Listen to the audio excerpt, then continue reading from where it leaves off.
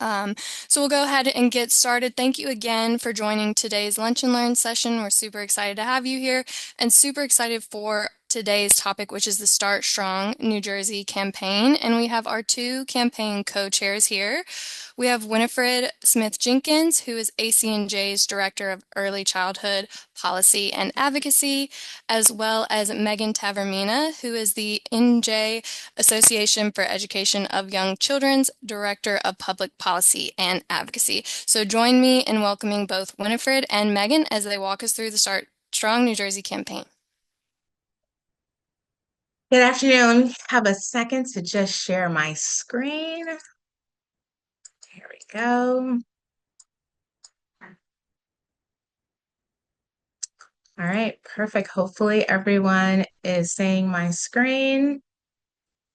Good afternoon, everyone, and thank you so much for being here. We're glad you could join us for this conversation about childcare, not just as a family issue, but as an economic and community issue that affects all of us. Today, we're going to walk through this story in 4 acts. Together, we'll start by grounding ourselves in what's broken and why it matters.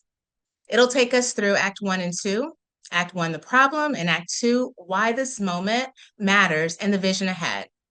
And then my co-chair, Megan Tavermina, will lead us through Acts 3 and 4, where we'll focus on what it will take to fix the system and why and how we move from vision to action. And after that, we'll open the floor for questions and a discussion.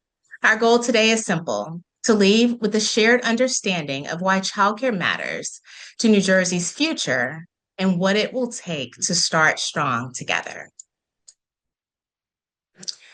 So, what is Start Strong New Jersey? Start Strong New Jersey is a growing statewide movement to put affordable, high quality childcare within reach for all New Jersey's families. But before we dive in, we want to ground this conversation in real stories. So let's start with a short video about the Start Strong campaign. New Jersey, home to Bruce Springsteen, Whitney Houston, the world's best diners, and people who know how to work hard and dream big. But let's be clear, greatness doesn't just appear out of thin air. It begins with strong foundations, and there's no foundation more essential than childcare. Without it, families can't work, businesses can't grow, and our economy, well, it grinds to a halt. We've traveled across the state to hear the realities of parents, business leaders, and childcare professionals. These are their stories. There have definitely been times where I'm like, it's just too expensive here, and it doesn't make life easy for middle of the road people. I mean, to put it in better terms, you're basically paying a mortgage to send a child to daycare. Literally living like paycheck to paycheck, so I'm gonna work just to pay for childcare. All our family members work, they do their own thing, have their own children. There is no other viable option. My wife or I would have to stay home. Having access to support's super important, but I think we have to look at bigger systems because having a decent quality of living feels like it's getting so much more difficult here in New Jersey. I can't support my child if I don't have the support, you know? I do feel like New Jersey is failing me, only because it feels like there's a lack of support. It's hard. That's all I can say. It's hard.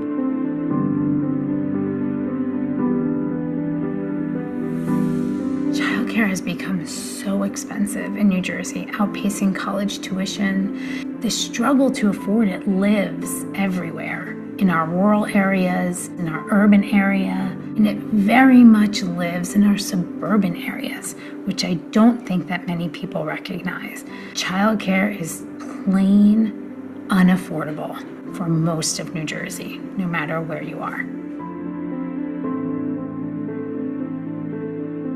When somebody is babysitting your child, your niece, your nephew, whatnot, are they in an environment where they're being taken care of all around? Are their physical needs being met? Their emotional needs? Are their developmental milestones being met?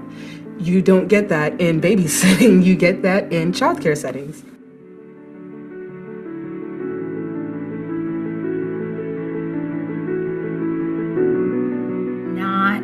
underinvesting in childcare is more than just not helping a family afford the tuition. If you take childcare away from a single family, you are taking away labor participation. And when you take away labor participation, you take away health care. And when you take away health care, you take away access to the most basic things that children and families need.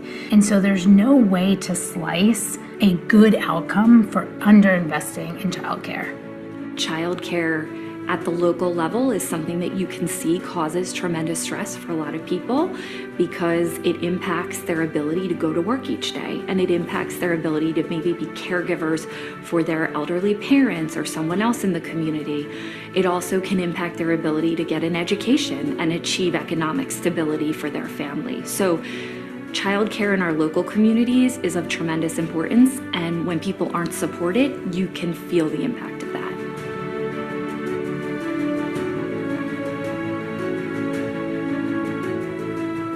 Right now, New Jersey has the momentum. This is our chance to again set the standard for early care and education in our nation. New Jersey has to understand the impacts on our economy and our society. We have some great examples that are happening around the country that we could absolutely adapt to a New Jersey way of thinking and doing. Vermont and Connecticut are leading the charge. Why not us? Why not New Jersey?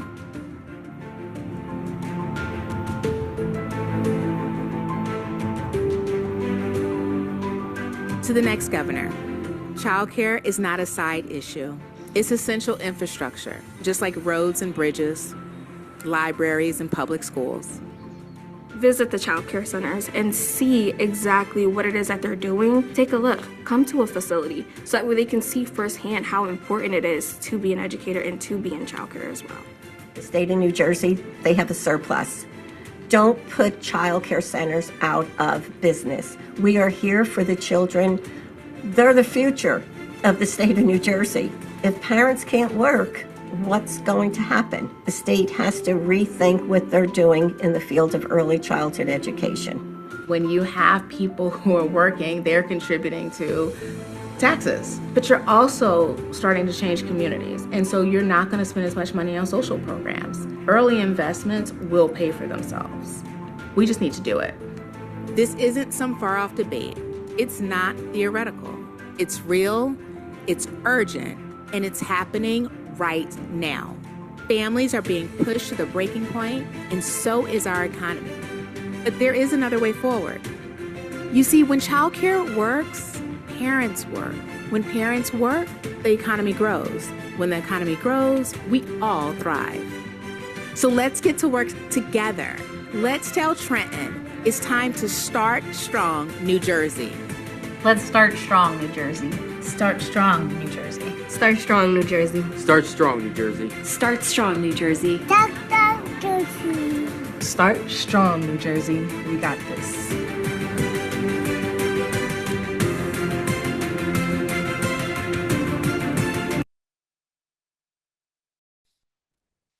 Hopefully everyone enjoyed that. All right, so that video really kind of started showing the human side of a system under strain. So now we're going to take a step back and look at what's driving those challenges. And so this is Act 1, the problem. Childcare isn't just a family issue, it's an economic one. It's essential infrastructure, just like schools, roads, and hospitals. When childcare breaks down, workforce participation drops, nurses can't take shifts, construction projects stall, small businesses lose staff, communities lose stability, businesses lose workers, and taxpayers, well, they end up paying more on the back end. When childcare fails, the cost ripples far beyond families, and all of us feel the impact. Parents deserve the freedom to raise their children without constantly worrying about time and money. But for many families, the cost of childcare now rivals rent or college tuition. forcing impossible choices about work, caregiving, and stability. There is no one family solution to this because this isn't a personal failure. It's a system problem and it requires a system level response.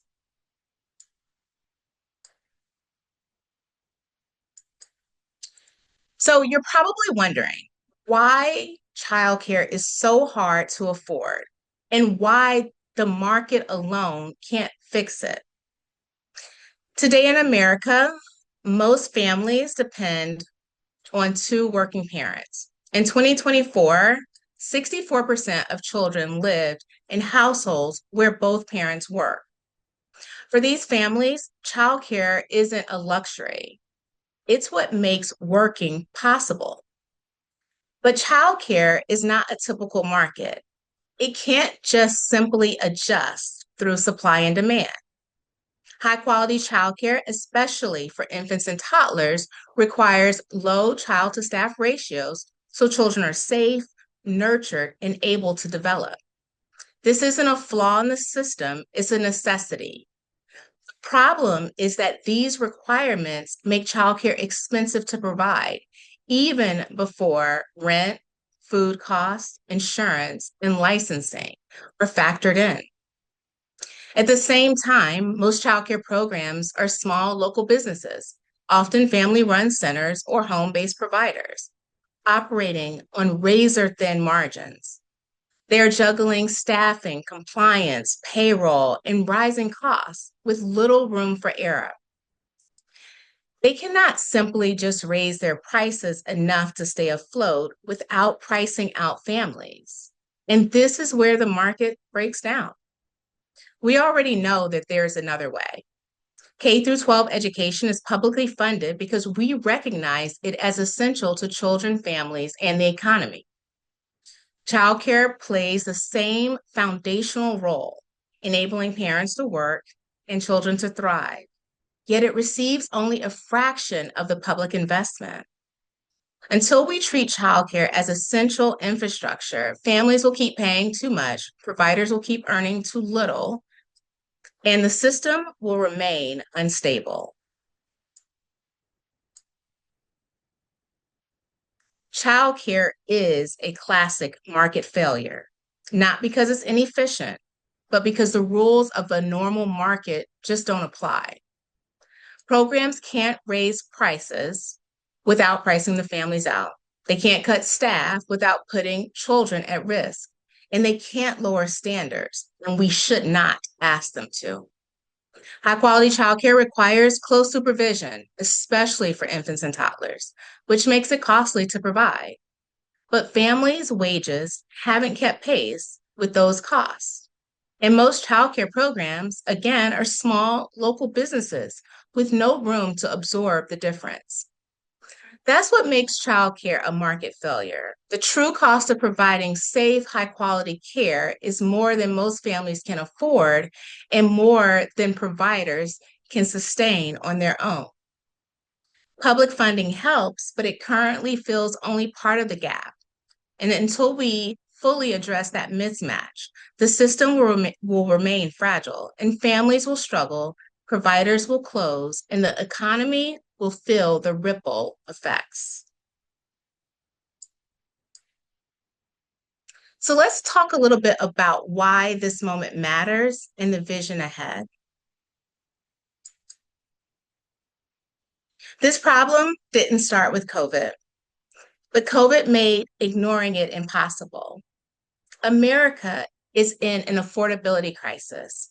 Families are stretched thin, wages haven't kept up with the cost of living, and childcare has become one of the largest household expenses. What were once small cracks in the system have become deep fractures. COVID exposed just how fragile the childcare system really was.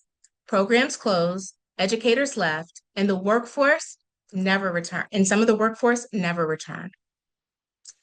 Those workforce shortages persist today, limiting supply and driving instability across the economy. And doing nothing is not neutral. When parents can't find or afford care, they reduce hours, leave jobs, or exit the workforce altogether. Businesses lose workers, communities lose economic activity, and public costs increase.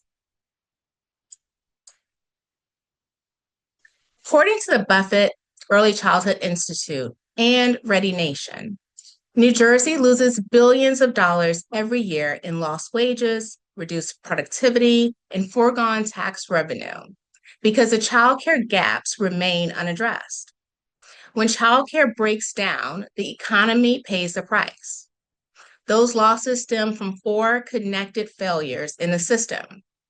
Childcare costs more than many families can afford, even when both parents are working, forcing people to cut hours or leave jobs altogether. In many communities, there simply aren't enough childcare slots, especially for infants and toddlers. So a parent's willingness to work doesn't matter if there's nowhere to bring their child. At the same time, early educators are paid too little to stay. Programs can't staff classrooms, and care shuts down when demand is high. Underneath all of this is a funding gap. The true cost of high quality care is more than families can pay and more than providers can absorb. And public investment only fills part of the difference. These gaps are practical, not theoretical. They show up when families can't afford care, can't find it, or can't rely on it, even when families are ready and willing to work. And that's why the cost to New Jersey is real and growing.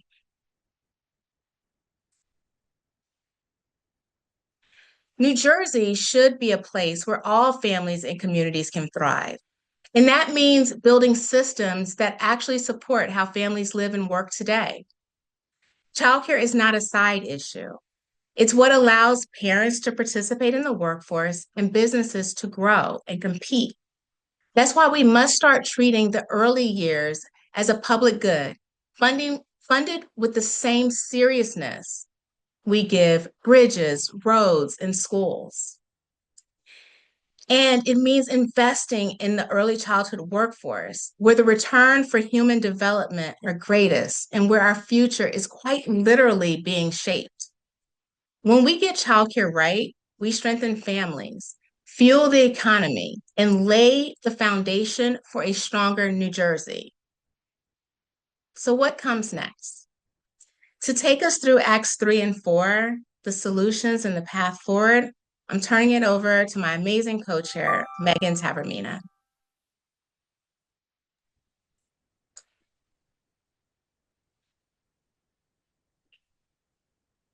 Thank you, Winifred. As we look ahead into what the solutions are, we see that Start Strong New Jersey is built on three simple ideas. The first pillar is simple. Families should be able to find and afford childcare.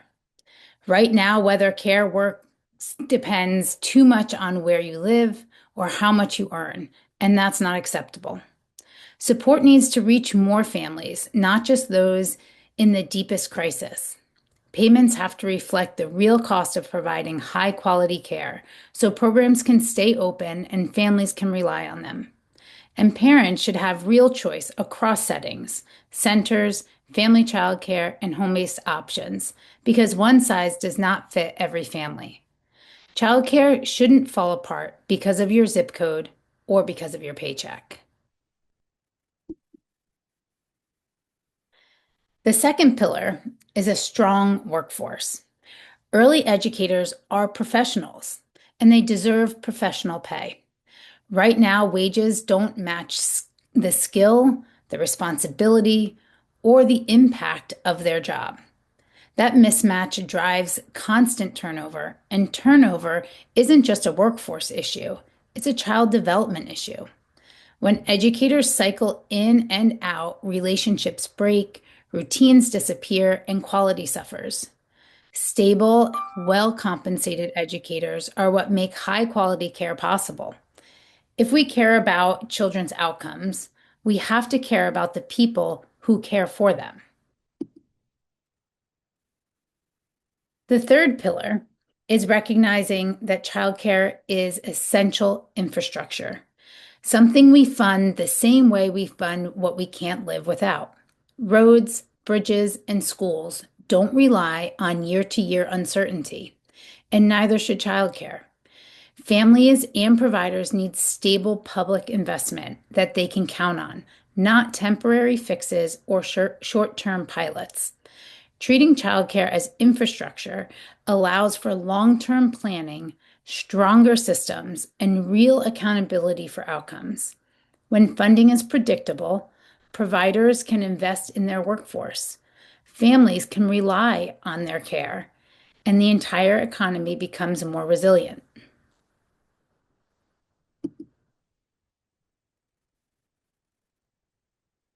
Now that we have a foundation of what the problems are, we need to start organizing about what the actions that we can do as a community to drive these issues forward. So Start Strong New Jersey brings families and providers, businesses and advocates to the same table, because this system only works when we build it together. We are developing practical, data-driven solutions grounded in the real experiences of families and providers. We are educating policymakers and business leaders about what's broken, what's working, and what it will take to fix it. And we are pushing for sustained public investment, not one-time fixes, but the long-term funding needed to stabilize childcare as essential infrastructure. But none of this works unless people speak up. Change happens when families, providers, employers, and advocates share what childcare really looks like in their lives and communities. We need to learn more. We need everyone to learn more, and by sharing your stories. We need you to talk to your representatives so that they understand these fractures. And join the Start Strong New Jersey movement. And you can join that at startstrongnj.org. Because building a stronger childcare system, it takes all of us. For providers, we know that you are strapped for time and for energy. We know because we have walked in your shoes. We also know that you want to be part of the solutions. So we have created 2 opportunities to help. First is the Provider Toolkit. This is a turnkey document that allows you to share this campaign with families and staff to build volume. The second is an opportunity to be involved in the advocacy itself.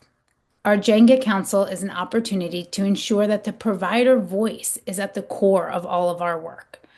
This group of professionals will meet monthly for a year to learn about the systems and how to advocate for the improvements and the necessary funding that we need. These council members will be compensated thanks to generous philanthropic support.